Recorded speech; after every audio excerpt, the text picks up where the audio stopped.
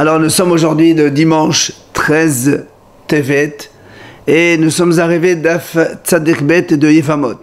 Yifamot Tzadikbet, troisième ligne. Niset alpe bedin tese bechole. On a vu donc dans la Mishnah, c'est marqué lorsque une femme, son mari était parti en voyage et elle est partie, elle, donc un témoin il est venu, il a dit qu'il était mort. Alors le bedin il a autorisé à se remarier, elle s'est remariée. Et après, le mari, le premier, revient. Dans la Mishnah, c'est marqué, elle sort donc des deux. Et on a dit, Ptora mena korban. Elle n'amène pas de korban. Alors, Amal Zahiri. Zahiri dit, L'État la matnetin midetane bimedrasha. Cette Mishnah n'existe pas. En tout cas, ça veut dire qu'elle n'est pas correcte. Par rapport à ce qu'on a vu dans le Beth Midrash. Qu'est-ce qu'on a vu dans le Beth Midrash?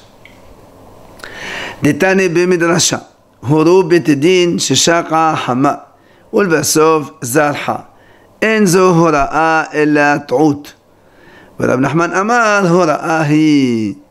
Alors il dit comme ça, si le Bedin, ils ont montré que Shabbat, le soleil s'est déjà couché, que le Shabbat il est sorti, et les gens, ils ont fait donc des travaux, enfin ils ont commencé à allumer la lumière, sortir, tout ça. Et juste après, le soleil, il a rebrillé de nouveau. Machma que le Bedin s'est trompé dans la sortie de Shabbat. Oui. Alors, il dit, la Bretel, il dit là-bas comme ça, dans Beth Midrash, on a enseigné, Enzo Hora'a, ça ne s'appelle pas une Hora'a, c'est-à-dire, ça ne s'appelle pas une loi décidée par le tribunal au point de acquitter celui qui a fait l'interdiction de Korban. Et là, il a dit c'est haute, c'est-à-dire c'est une erreur, et donc celui qui a fait cette faute, il doit amener un Korban. D'accord? Ce qu'on a dit dans la Beth Midrash, c'est cela. Et donc on voit que dans la Beth Midrash, on a enseigné contrairement à ce que la Mishnah a enseigné. Parce que, ouais, le Bedin. Ah, le Bedin, il a dit, ouais, c'est bon, Shabbat il est sorti, les gens ils ont commencé à faire des travaux, et après il s'avère que le soleil robe, donc il est réapparu. Ceux qui ont fait des travaux, non? Ceux qui ont fait des travaux, justement, ils doivent apporter un korban. C'est ce que dit la Brita. C'est que c'est une erreur, donc ils doivent amener un korban. Par rapport à ce qu'on a vu dans la Mishnah, d'accord, la Mishnah a dit, quand un témoin il vient et le Bedin autorise la femme à se remarier, si le premier mari revient, dans la Mishnah on a dit non, elle patour mes korban. Donc tu vois bien que c'est contradictoire. Rav Nachman amad hora'ahi. Rav Nachman il a dit non, même l'histoire du Shabbat, ça s'appelle hora'a, c'est comme une loi dictée par le tribunal, et celui qui a fait ça, il est patour de korban. Amad Rav Nachman, il nous amène une preuve. Voilà la preuve que des hora'ahi, que c'est bien une hora'a, et donc il faut un korban. Et c'est pas tour de korban. Et c'est pas une erreur comme on a dit tout à l'heure. Pourquoi? Il dit la Gemara, la Torah kula, had lo meheman. Nous savons tous que dans toute la Torah, un témoin n'est jamais valable, un témoin seul. Ve'acha meheman. Et ici, Hachamim ont dit, on va croire un témoin. Ma'etama, pourquoi on le croit? Là, Mishum de Hora'ahi, tu vois bien que c'est une décision d'un tribunal, c'est une vraie décision. Donc, lorsque après il s'avère que le mari est revenu vivant, donc ça reste une décision du tribunal, et le monsieur qui a fait ça, ou la dame qui a fait ça, elle n'est pas tort de korban, parce que c'est une vraie décision rabbinique. Ça, c'est l'avis de Rav Nachman. Il vient là-bas, Amar Rava, Teda de Ta'utuhu. Rava, il dit non, je vais t'amener une preuve, comme quoi ce que le Harami, le Bedin a montré, c'est une erreur. Et comme c'est une erreur, alors il faut un korban. Comment? Il dit, de Elohoro Bededin Behelef Uvdam Lehetera. Imaginons que le tribunal, ils ont montré une décision comme quoi il est permis de manger la graisse interdite d'un agneau ou d'un animal. Eux, ils disent que ce n'est pas la graisse interdite, on peut manger, ou bien du sang. On dit que ce n'est pas du sang, on a le droit de manger. Et après, le Bedin, ils sont revenus sur leur décision, ils disent non, c'est assourd de manger ça, c'est du halb, c'est du dam. Alors, il dit Rava, si après le Bédine, il dit non, c'est moutard, on ne les croit plus. On ne fait pas attention, parce que quand ils ont dit que c'est assour, eh bien, il y a marqué Hazotama, ils ont vu par des arguments comme quoi c'est interdit, même si après ils disent c'est moutard, ça ne marche pas. Alors que Ve'eloacha, donc tu vois bien que là-bas, dans l'interdiction de la graisse, quand les Hachamim ont dit que c'est assour, même si après ils disent c'est moutard, on ne les croit pas. Alors qu'ici, on voit bien qu'il y a donc deux changements. C'est-à-dire, quand il est venu un témoin, témoigner que le mari il est mort, le tribunal il a autorisé. La femme il a dit voilà, tu peux te marier. Imaginons que derrière ils arrivent deux témoins. Ils disent non, il est vivant le monsieur, on a vu il est vivant. Qu'est-ce qu'on fait? Hassan, on va l'interdire. Deux témoins contre un.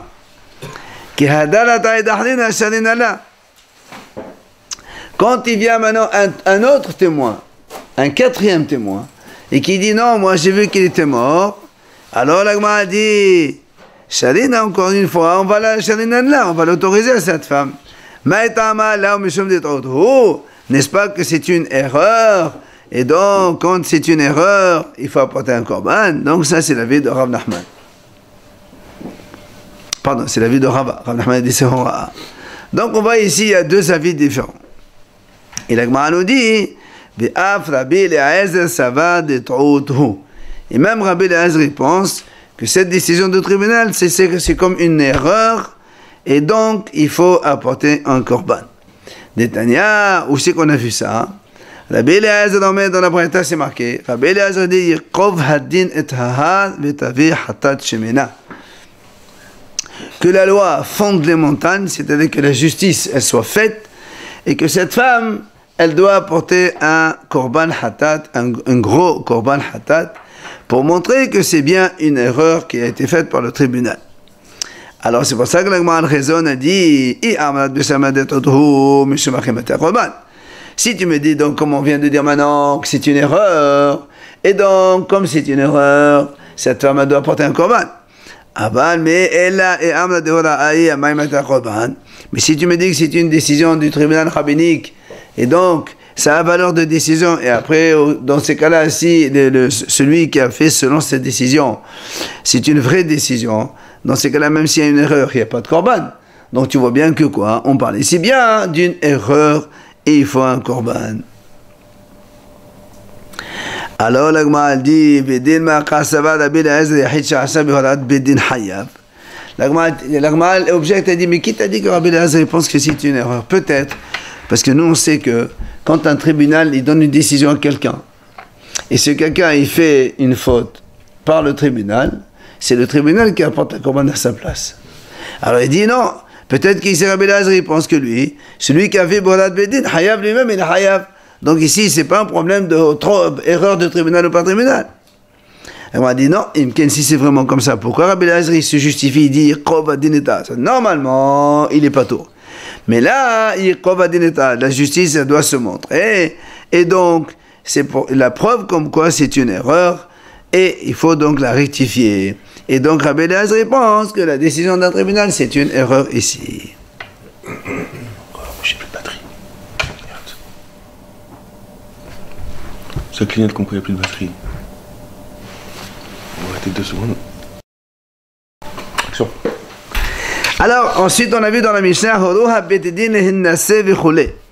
si le tribunal, donc dans la suite de la Mishnah, on a vu comme ça, si le tribunal, ils ont donc donné la décision comme quoi cette femme, elle peut se remarier, parce qu'il y avait un témoignage de un témoin qui a dit que le mari est mort, seulement on a dit dans la Mishnah, cette femme, elle est partie, mais elle a fait une relation interdite. Elle n'est pas partie se remarier vraiment. Là-bas, la Mishnah a dit, elle doit apporter un korban. Parce que le Bédine, il a autorisé à se remarier, mais pas à faire des bêtises. On parle évidemment dans le cas où ce mari revient, encore une fois. Alors, la dit, c'est quoi cette relation interdite qu'il y a eu? Rabbi Eliezer Omer Zinta.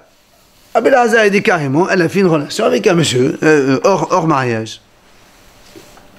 Rabbi Yochanan Amar, Almana lechohen gadol gadosha v'chanosa lechohen idiot.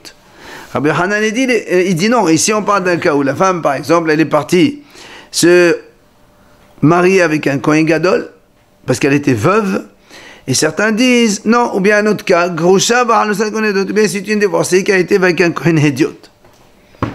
Alors la m'a dit, Mad Amazinta, celui qui a dit qu'elle a fait une relation interdite, Kol Shikana Man Kohen Gadol.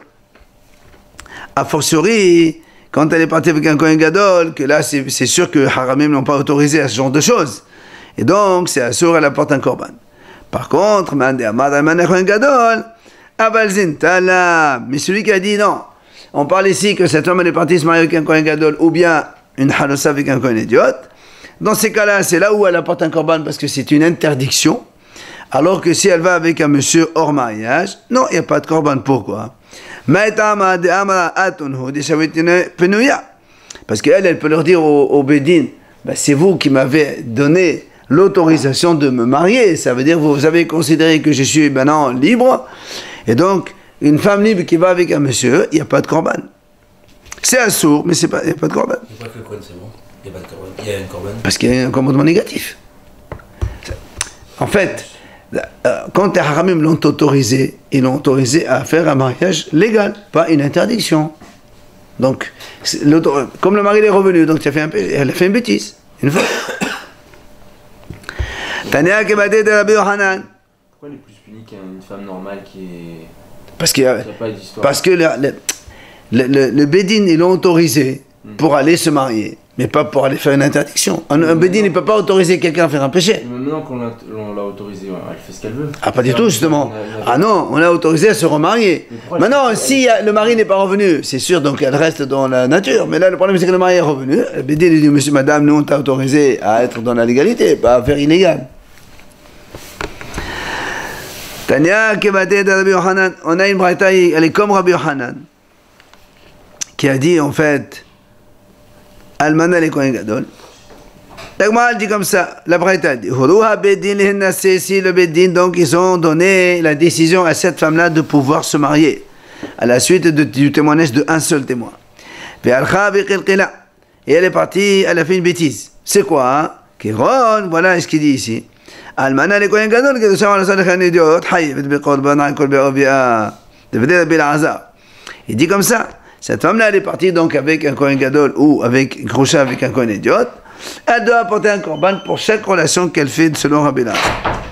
Hachamim omrim korban echad ala kol. Hachamim disent non, sur toutes les relations qu'elle a fait jusqu'à donc au retour de son mari, elle apporte un seul korban. Pourquoi? Parce que tout simplement, ce qu'on appelle quand on fait plusieurs péchés, dans la non-connaissance, eh bien, il y a un seul korban derrière, sur le hachamim. Par contre, au modim, hachamim, les Rabbi Elazar, hachamim sont d'accord avec Rabbi Elazar. She'im niset la hamisha ben adam, she'hayevet be'korban kol echad ve'echad ho'el ve'gufin muhlaqin. Si maintenant elle a été avec 5 hommes différents, eh bien évidemment, elle doit apporter 5 korbanot différents, puisqu'ici, il y a ce qu'on appelle gufin muhlaqin, des corps différents, et donc pour chaque gouffre, il y a un péché individualisé. Si elle ne sait pas non plus, 1 ou 5 ou 10. Ah non, c'est parce qu'elle a fait des péchés différents. Ce qu'on appelle gufin muhlaqin. C'est le même péché avec des personnes. Ah, ça marche pas le divorce rétroactif. Quand il est revenu qu'il est vivant, cette femme s'appelle Eshitish en attendant. Ah, par exemple, il dit si je viens pas dans un mois, ce guet. Ah, s'il fait guet sous condition, bien sûr, ça marche. Bien sûr. Allez, la nouvelle Mishnah. Matnitin. Ha'isha she'alach ba'ala u'bneiha l'medinat hayam. Une femme mariée, elle avait un fils. Le mari et le fils sont allés en voyage tous les deux. Ils sont venus, les gens lui ont dit, tu sais, voilà, ton mari il est mort d'abord en premier, mais il a laissé un enfant, donc il n'y a pas d'hiboum. Après, l'enfant il est mort, donc il n'y a pas d'hiboum. Pourquoi? Il faut laisser une descendance quand même. Non, et bon, quand il y a un enfant à la mort du monsieur, même si l'enfant il meurt une minute après, il n'y a pas d'hiboum. Qu'est-ce qu'elle a fait cette femme? Elle est partie se marier avec un monsieur, un étranger. Seulement, après ils sont venus, ils ont dit non, on s'est trompé. C'est le petit qui est mort en premier. Et là, ça change tout. Si l'enfant il est mort en premier, elle doit faire hiboum. Donc l'enfant est mort en premier. Après son mari il est mort. Quand le mari il est mort, elle n'avait pas d'enfant. Elle doit faire hiboum. Or, elle s'est déjà mariée avec quelqu'un d'autre. Donc il y a problème ici. Qu'est-ce qu'on fait? La Mishnah a dit, Tetse, elle sort de ce mariage qu'elle a eu avec ce monsieur. Et l'enfant, premier ou dernier, il est mamzer. On va voir ce que ça veut dire, cette premier ou dernier. Mais en tout cas, l'enfant, il est mamzer parce que, attendez, on a vu, rappelez-vous, quand une femme qui doit faire yiboum, elle va avec un autre mari, c'est seulement un commandement négatif. C'est pas un karet. Donc ici, quand on dit mamzer, on va selon Rabbi Akiva. D'ailleurs, elle va le dire, d'accord? Parce que Rabbi Akiva dit que même des commandements négatifs, il y a mamzer. Mais en vérité, c'est pas comme ça la nara. Bon, dans ce cas-là, c'est quoi, 2 témoins? Elle doit sortir. C'est 2 témoins? Hein? Ce cas-là, c'est 2 témoins Ouais, qui ont vu, qui ont dit que le père et le fils, ils sont morts? Oh, ça n'a pas d'importance. Mustama, oui, 2. Après, Non. On est tous d'accord qu'ils sont morts tous les 2. Seulement, la première fois, on lui a dit, d'abord le petit est mort en premier. Non, d'abord le mari il est mort en premier. Et l'enfant en deuxième. Donc elle n'a pas dit, boum, elle est partie se marier. Maintenant, on vient, on lui dit, non, c'est le contraire qui s'est passé. L'enfant il est mort en premier, le mari en deuxième. Ça arrive ça dans les accidents de voiture. Il y a des fois un petit décalage. Oui. On a des décalages comme ça. Et donc maintenant, le problème c'est qu'elle doit faire, boum, elle. Or, elle est partie se marier avec un étranger. Alors on dit, madame, tu sors, tu sais. D'accord? J'ai compris tout ça. Ce que je comprends pas, c'est que par rapport au cas qu'on a vu avant, Non, la Mishnah d'avant, on avait vu que si 2 témoins ils viennent, après, la femme elle est coupable d'être allée avec un autre homme, on est d'accord? Pourquoi là on va croire, c'est la même chose. Croire que c'est le père ou le fils qui est mort avant, on ne sait pas. C'est la même chose. Personne ne sait vraiment. Mais pourquoi on sait? Bien sûr on sait. C'est pas on sait pas, on sait. C'est douteux quoi. Non, c'est pas douteux. Ah, on s'est trompé, mais non, on sait. Allez, on continue. Amroula, maintenant le cas contraire. On lui a dit, on a dit, tu sais, voilà, ton fils il est mort d'abord en premier, le mari il est mort en second, donc elle doit faire yiboum. Vénétia Bema, et elle est partie faire yiboum, elle s'est mariée avec le frère de son mari. Le problème c'est que, après on va lui dire, non, c'est le contraire. C'est le mari qui est mort en premier, le fils en deuxième. Et là, c'est assourd de faire yiboum, c'est la femme de son frère, c'est assourd. Là aussi, elle doit sortir. Là aussi, l'enfant, il est mamzer des 2 côtés. Il faut une guette. Bien sûr, quand on dit tetse. Amnoula medbalech veniset. Si une femme, on lui dit, voilà, ton mari, amnoula, ici au pluriel, donc il y a 2 témoins. Ton mari, il est mort. Elle est partie se marier.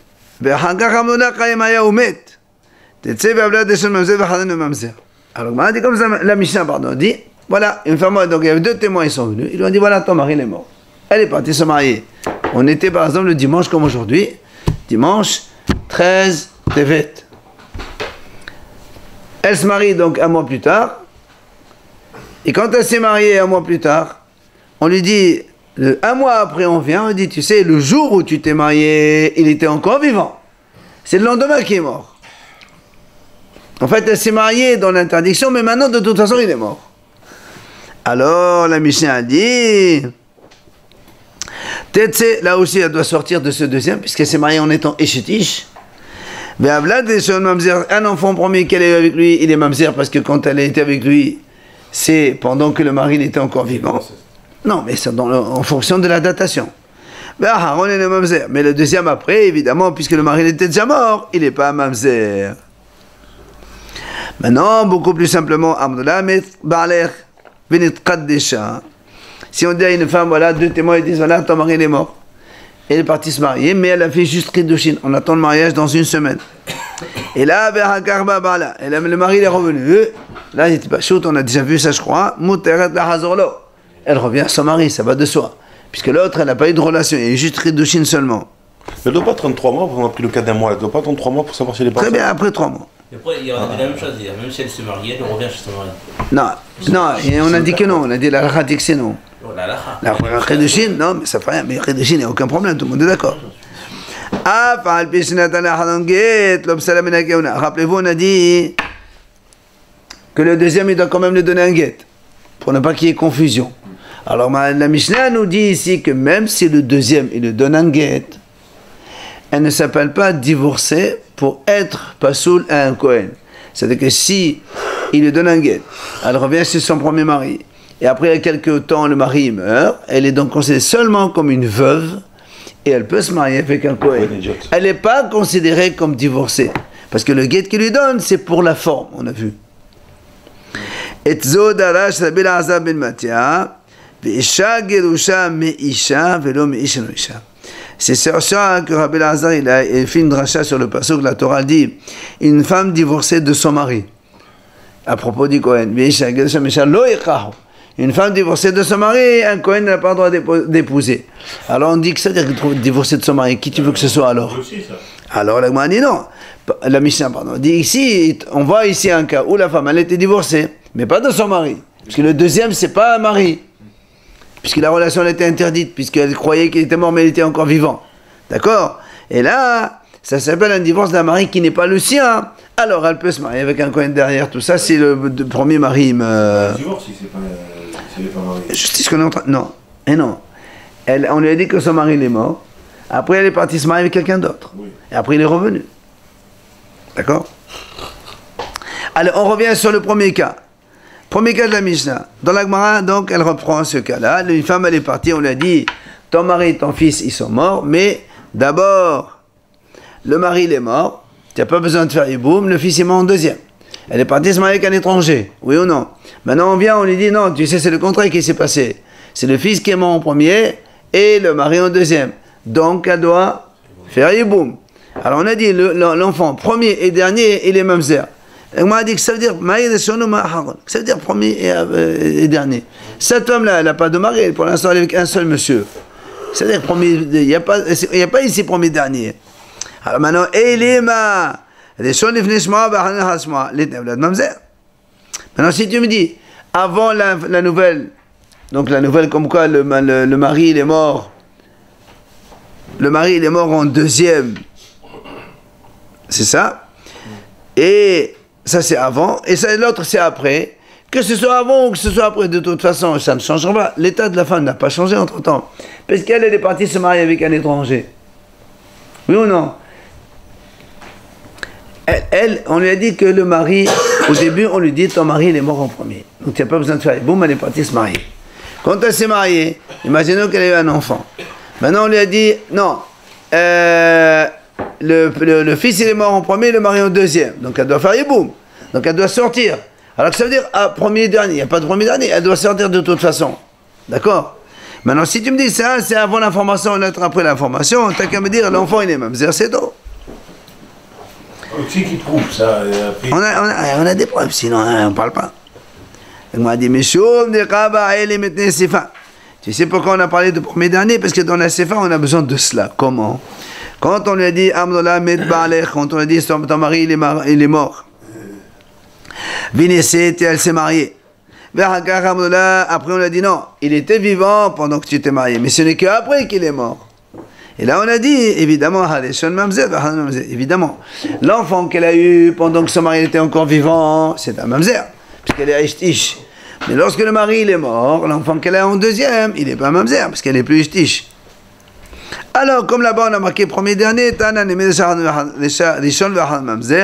effectivement, on n'a pas besoin de le dire dans la Récha. Tano Rabbanan Chachamim enseigne. Zo divrei Rabbi Akiva, comme on a dit tout à l'heure, comme Rabbi Akiva il disait qu'il n'y a pas de Kiddushin même dans les commandements négatifs. D'accord? C'est-à-dire comme ici par exemple pour lui Rabbi Akiva l'enfant il est mamzer parce que quand elle ne fait pas iboum la femme c'est pour lui c'est un mamzer. Non, en mamzer mivama.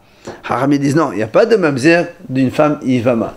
C'est-à-dire une femme qui normalement doit faire yiboum. La Torah a dit la femme qui doit faire yiboum n'a pas le droit de se marier avec un autre. C'est seulement un commandement négatif. Et dans ces cas-là, il n'y a pas de mamzer. Si elle se marie quand même avec un autre, et elle a un enfant, il n'est pas un mamzer. Alors la Gemara a dit pourquoi les Chachamim ils se sont restreints? Il n'y a pas de mamzer de Yivama. Nous, on sait que les Haramim, ils disent, de toutes les relations interdites seulement par un commandement négatif, il n'y a pas de mamzer. Alors pourquoi les Haramim ne généralisent pas? Quand il y a une relation passive d'un commandement négatif seulement sans mort, Il n'y a pas de mamzer, il fallait dire ça tout simplement. Alors la Gemara répond, Haïtana, Hartana de la Berkevahu.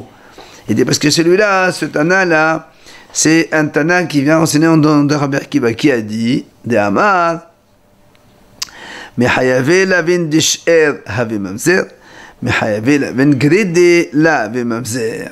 Il dit en fait, Rabbi Akiva, lui il dit comme ça, Rabbi Akiva, ce Tana-là il dit comme ça, même quand il y a seulement un commandement négatif, d'accord? Quand la femme, elle est proche de l'homme, il y a mamzer. Quand la femme n'est pas proche de l'homme, il n'y a pas mamzer. C'est quoi? Ici, chez nous, c'est quoi? C'est une Evama qui devait se marier avec le frère. Elle est partie se marier avec un homme, donc il est étranger. N'est-ce pas? Donc ici, il n'y a pas de mamzer. Mais, Hachamim disent, si un homme, il se marie avec une femme proche de lui, Rachid est par exemple, son père, il a violé une femme. Après, le fils, il va se marier avec elle. C'est assourd. Mais lui il dit, même si ce n'est qu'un commandement négatif, il n'y a pas de mort, il y a quand même mamzer. Pourquoi? Parce que la femme, elle lui est proche, vu qu'elle est donc la femme de son père, entre parenthèses. Voilà donc un peu la différence. Donc, Sa cousine alors. la cousine, c'est mouta. Non, mais je veux dire, pas du même bien. Elle est proche. Non, c'est moutard de se marier. Amar Rav Yehuda, Amar Rav, la Gemara continue. Il a dit Rav Yehuda au nom de Rav, Menaïn she'en kedushin tofsin bivama, où on voit que quand un homme il vient faire kedushin à une ivama, à une femme qui attend de faire yiboum, que ça ne marche pas. En kedushin tofsin. D'où on sait ça? Il dit c'est marqué. Shene'emar lo tehye eshet hamet ha'husa le'ish zar. Lo tehye bahavaya. Comme la Torah dit, l'otihye, que la femme elle ne doit pas aller avec un étranger, il y a marqué tehye. Le tehye, c'est comme kedushin, vehaita, vehaya. D'accord? Et donc la Torah dit, il n'y a pas de kedushin. Voilà ce qu'il dit Rav. Ou Shmuel Amar, Shmuel il dit non. Be'aniotenu srecha get. Shmuel dit non, moi je ne suis pas d'accord.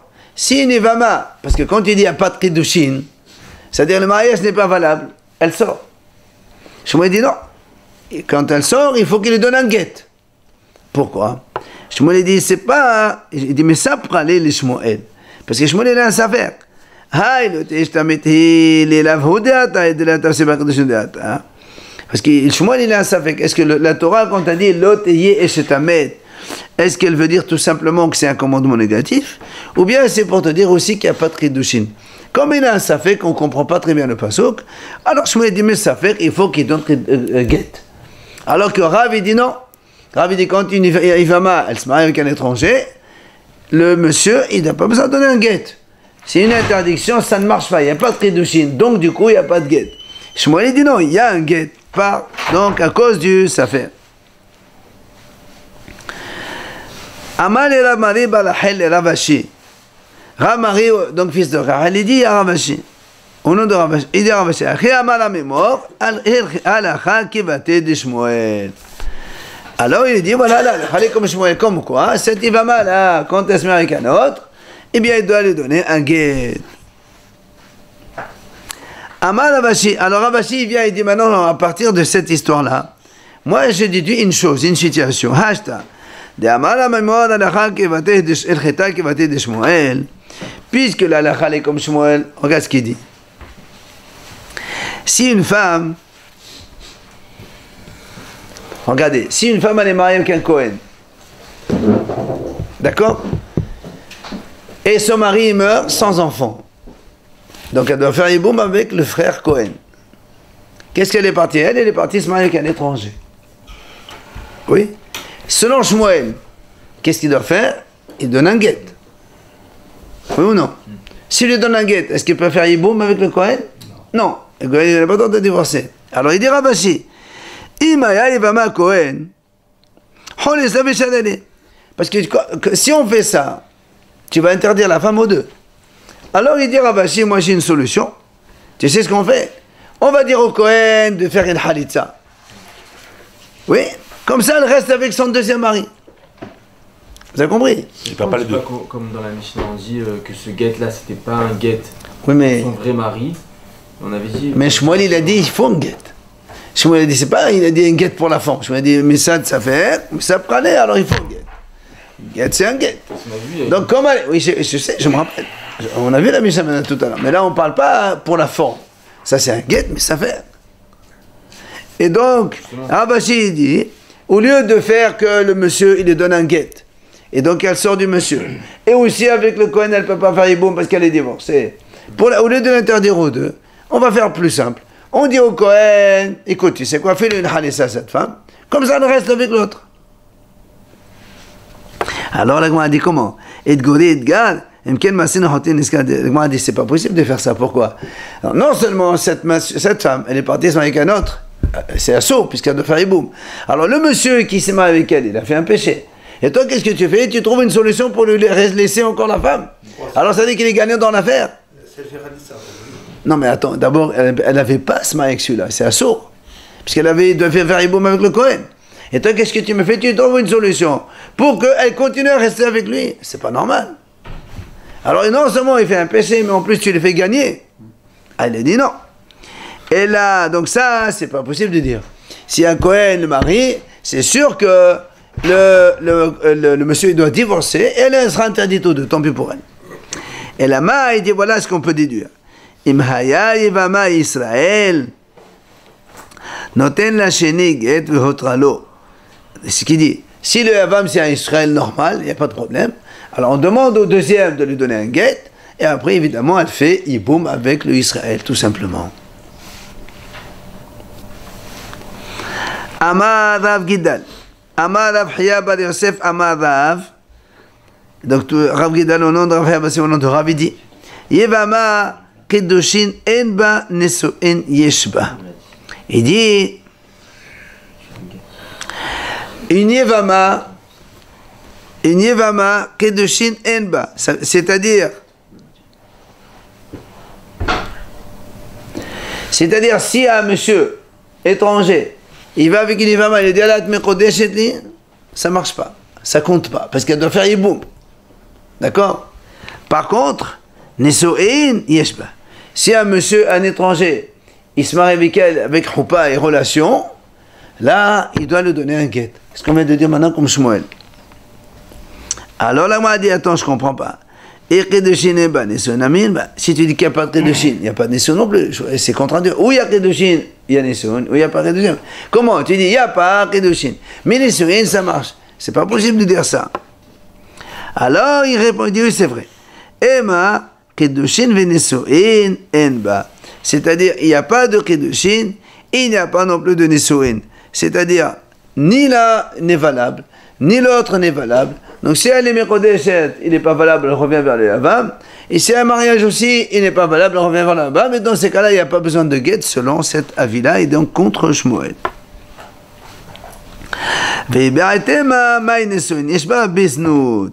Ou bien si tu veux dire, quand on a dit il n'y a pas de Kedushin, mais il y a un Neso'in, c'est-à-dire quand il y a un Neso'in, si cette femme-là, elle va avec un autre, d'accord, hors mariage, alors que normalement elle doit faire Yiboum, alors elle est interdite. Comme dit Rav Hamnuna, qu'est Rav Hamnuna, de Amar Rav Hamnuna, Shomer et Yavam Shezenta, Asura Livama. Une Shomer et Yavam, une femme en attente de Yiboum, si elle a une relation avec un autre monsieur avant de faire le Yiboum, selon Rav Hamnuna, elle est interdite au Yavam, elle n'a pas le droit de faire Yiboum.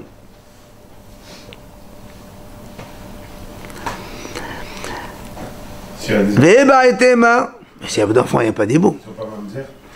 Non, pas de mamzer, c'est avec Yiboum. Je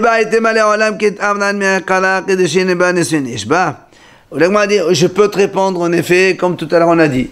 Il n'y a pas de Kedushin. Si quelqu'un est là, c'est un étranger, le Kedushin ne sont pas valables. Si maintenant, si elle se marie, là c'est valable, il faut qu'elle fasse un guet. Alors tu vas me dire, mais c'est un peu contradictoire. Il dit, oui, c'est pas grave. Pourquoi? Il dit, parce que ça peut amener à confusion avec la femme. Vous vous rappelez, on a dit, quand une femme, son mari voyage. On a vu ça donc avant-hier. Une femme, son mari part en voyage. On lui dit que son mari il est mort. Après, elle va se marier normalement. Oui. Après, le mari revient. Qu'est-ce qu'on a dit? il faut un guet du premier. Alors on dit comment un guet du premier, à quoi ça sert? Puisque la relation est interdite. On a dit non, pour ne pas que les gens y voient, ils croient que cette femme, son mari, il est mort. Après, elle est partie se marier avec celui-là. Ils ne savent pas exactement ce qui s'est passé. Et elle sort sans guette.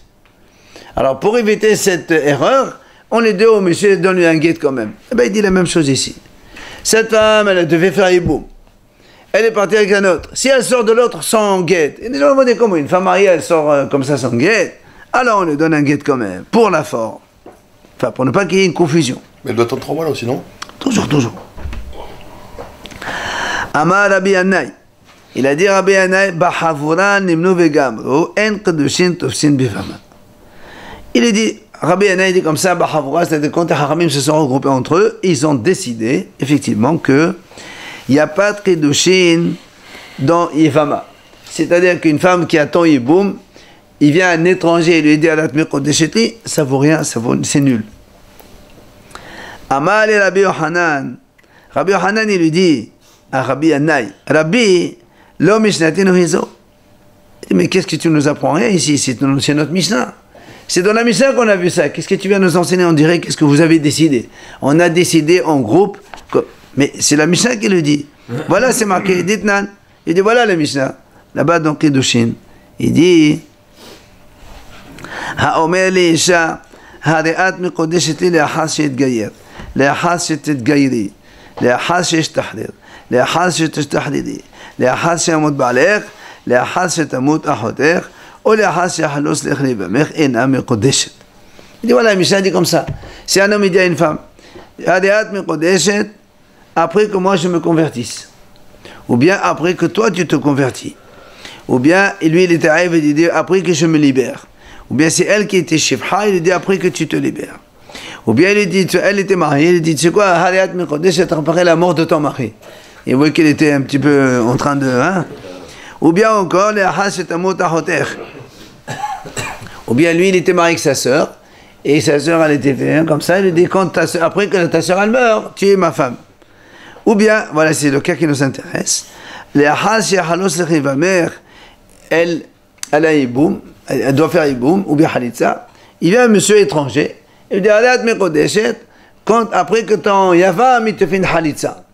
Nous, on a dit dans tous ces cas-là, Ena Mekodesh, les Kedushin ne sont pas valables. C'est ce qu'on est en train de dire. C'est ce que Rabbi Yohanan, il lui dit à Rabbi Yannai. Toi, tu as dit, quand un homme, il dit à une Ifama, Hariat Mekodeshet, ça ne marche pas. Mais il dit c'est marqué dans la Mishnah. Puisque le monsieur qui vient à une femme en attente de Yiboum, il lui dit Hariat Mekodeshet après la Halitza. On a dit ça ne marche pas. Donc tu vois bien que une Kedushin avec Ivama, ça ne marche pas. Donc toi tu as dit on a décidé, mais c'est une Mishnah. Tu n'as rien décidé. Amalé, il vient Rabbi Yannai, il lui répond Elav de dalai la haspa. C'est une expression pour dire, il dit si je t'avais pas enlevé la pierre, est-ce que tu aurais trouvé le diamant en bas au-dessous de la pierre? Ça veut dire quoi? Ça veut dire Rabbi Yannai lui dit si moi je t'avais bâti ce principe que les Kedushin ne marchent pas dans une Ivama, toi tu n'aurais pas su cela. Pourquoi?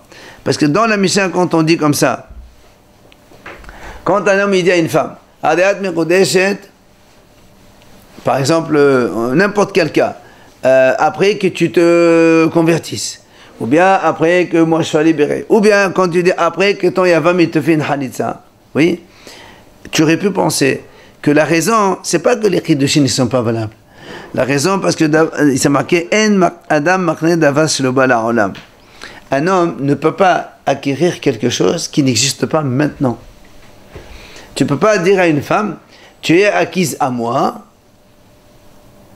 quand ton mari va faire Halitza. Qui t'a dit que le mari va faire Halitza? Et sinon, donc quand ton maintenant, elle n'est pas libre, il ne peut pas acquérir maintenant une femme qui n'est pas libre maintenant. Donc la raison, c'est pas parce que les Kedushin ne marchent pas du tout. Les Kedushin ça marche. Seulement, il n'y a pas de possibilité d'acquisition vu que la chose n'est pas actuelle. Et on avait vu que, par exemple, pour un terrain ou quelque chose comme ça, on pouvait le faire ça. Non. Même si c'est pas disponible maintenant. Non. On a dit En Adam je peux pas te vendre quelque chose qui n'existe pas. Non, ça existe, mais pour l'instant, c'est encore à moi. Non, non, c'est pas encore à moi. Si j'ai un terrain, il y a un vignoble, il y a des vignes, il y a des raisins dedans, je te le vends, c'est normal. Mais là, on parle, je te vends quelque chose, imagine j'ai un terrain, il n'y a rien. Je te dis, voilà, je te vends la récolte qui va pousser après. Il y a des conditions, on ne peut pas faire ça. On ne peut pas acquérir quelque chose qui n'existe pas. Là aussi, tu ne peux pas dire à Hachem, voilà, tu es acquise à moi, pas aujourd'hui, demain. Mais aujourd'hui, elle n'est pas acquise, donc elle n'est pas acquise. Et comme l'acquisition, elle ne se fait pas le jour où on prend autre chose. Ah si. Ah, l'acquisition, c'est quelque chose. La transmission, peut-être, elle peut prendre du temps, ça, on s'en fout.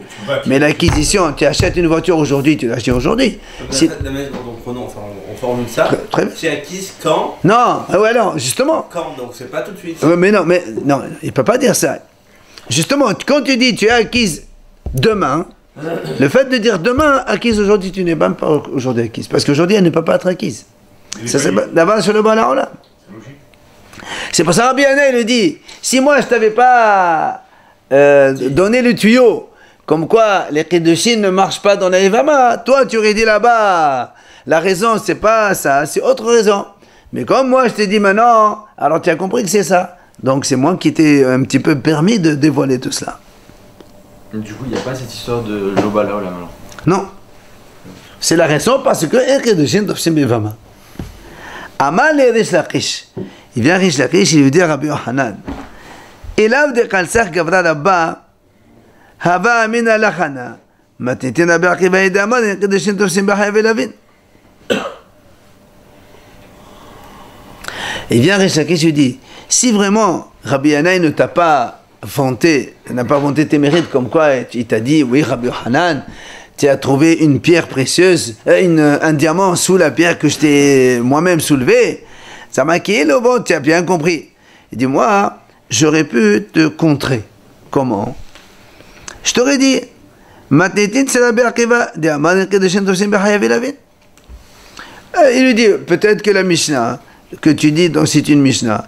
Pourquoi on a dit là-bas que ça ne marche pas les Kiddushin? Bah, tout simplement parce que c'est Rabbi Akiva qui est l'auteur de cette Mishnah. Et Rabbi Akiva dit que même dans le Hayav Elavin, il n'y a pas de Kiddushin. Comme ici. Hayav Elavin, c'est-à-dire qu'il y a une interdiction de commandement négatif simplement sans mort. Et bien Rabbi Akiva dit ça ne marche pas. Alors là aussi, c'est peut-être pour ça. Ce qui n'est pas le cas de autre chose dans lequel il y a les Hachamim, ils disent que quand il y a Hayav Elavin, il y a Kiddushin, ça marche. Donc c'est pas sûr que ce que tu dis, c'est bon. Alors c'est pour ça que la Gemara a posé une question. Alors la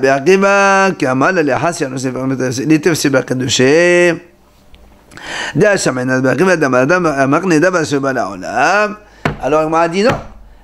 Question contre Rish. Si vraiment c'est Rabbi Akiva, comme quoi il dit que même les Kiddushin ne marchent pas dans les Hayav Elavin, il dit la Gemara, dans ces cas-là, dans cette Mishnah particulièrement, ça ne marche pas. Pourquoi ça ne marche pas? Parce que Rabbi Akiva, lui, il pense Adam, on peut faire acquérir quelque chose qui n'existe pas. Donc ça contredit ce qu'il a dit. D'accord? C'est pour ça qu'il y a contre Rish Lakish, ça ne marche pas. On a vu que Rabbi Akiva, il a dit un homme il peut acquérir quelque chose qui n'existe pas dans le monde. Laquelle? Dites-nous, voilà la mission, elle dit comme ça, et on va finir avec ça.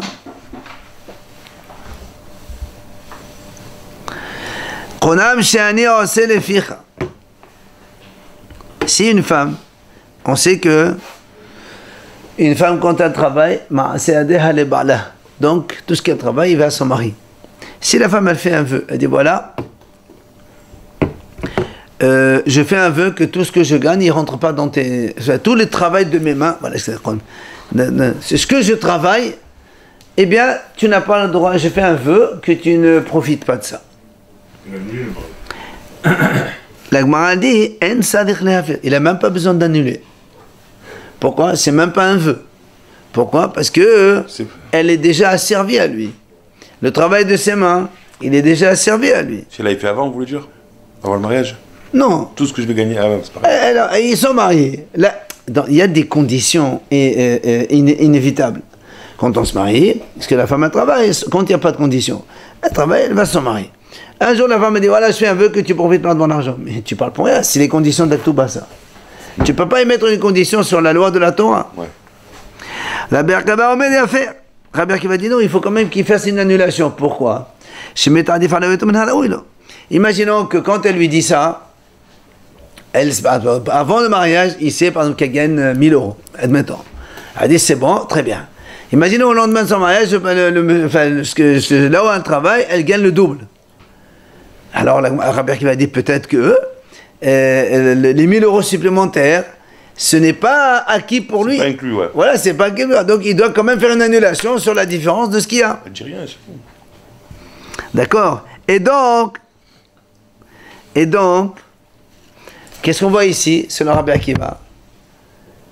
Ça veut dire que Rabbi Akiva, il pense, quand la femme, elle va travailler, elle reçoit le salaire quand? À la fin du travail. Donc elle lui fait un vœu sur ce qui va venir après.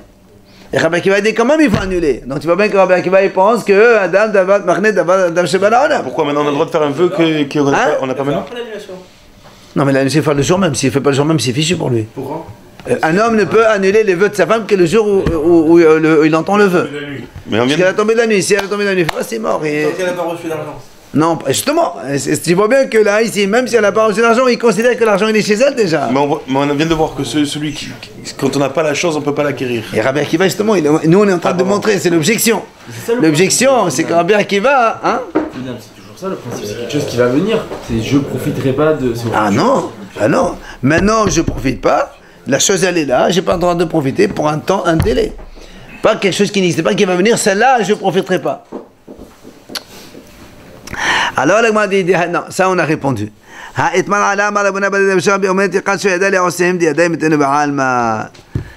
dit non, c'est pas une question. Parce que là-bas, c'est pas comme tu as cru qu'elle est en train de. On fait acquérir quelque chose au futur. C'est pas ça du tout. Pourquoi?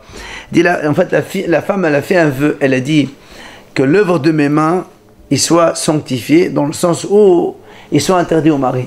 Or, l'œuvre de ses mains, c'est pas quelque chose qui n'existe pas qui va venir. Ses mains, elles sont là. Donc, tout ce qu'elle fait avec ses mains, c'est quelque chose qui existe maintenant. Alors, ça ne s'appelle pas d'avance chez le Balaola.